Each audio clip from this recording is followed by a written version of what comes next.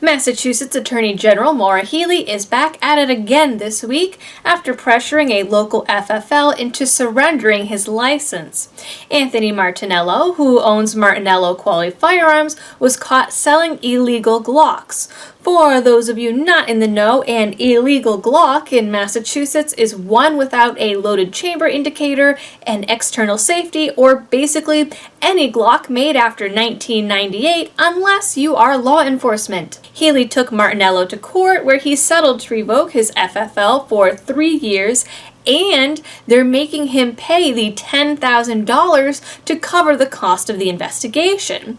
In January, Healey went after another dealer in Worcester who was paying her $35,000 also after being caught with illegal Glocks. What I want to know is, who is tattling? This is why everyone's Glocks around here are old and beat up and just pieces of crap, and somehow still $500 or $600. You're ruining it for everyone. Just stop. Stop. New York is looking at new legislation to repeal the SAFE Act a mere 4 years after it was passed.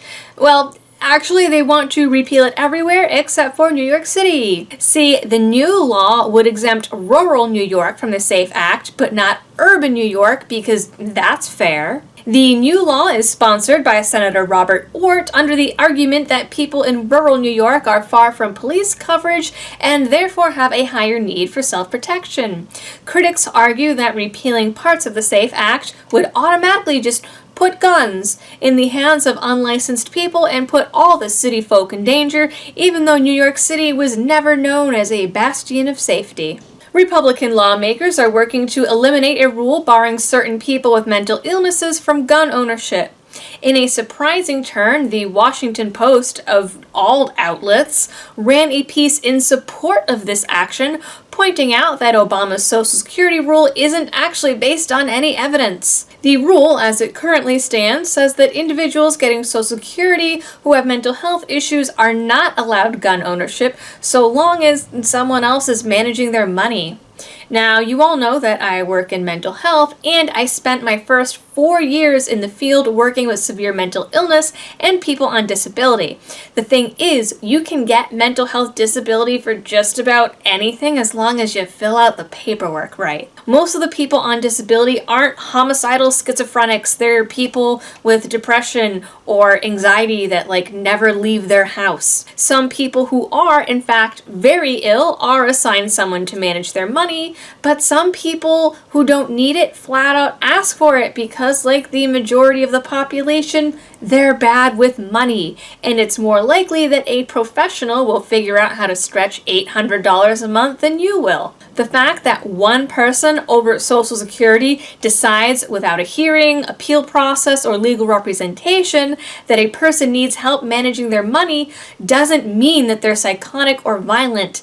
It more likely means that the folks over at Social Security aren't mental health professionals and just assume that everyone with anxiety or depression is mentally defective.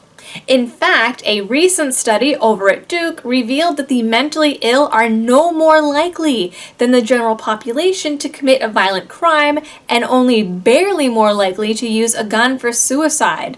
So the evidence to support this law just isn't there. The House voted last week to nix the law, and the Senate is expected to follow the same path.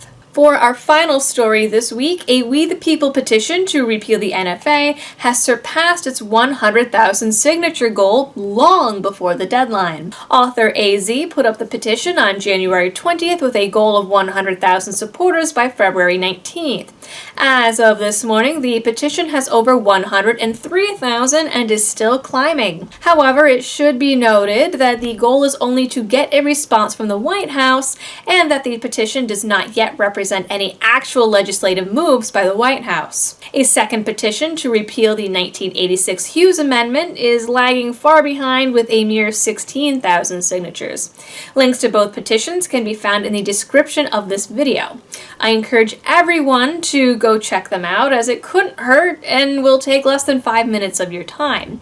There's also a secondary Hughes Amendment petition over at change.org that's just short of a 10,000 signature goal, and the petition creator, David Johnson, is planning to print out the petition and signature pages and deliver them to Thomas Massie and the Second Amendment Caucus.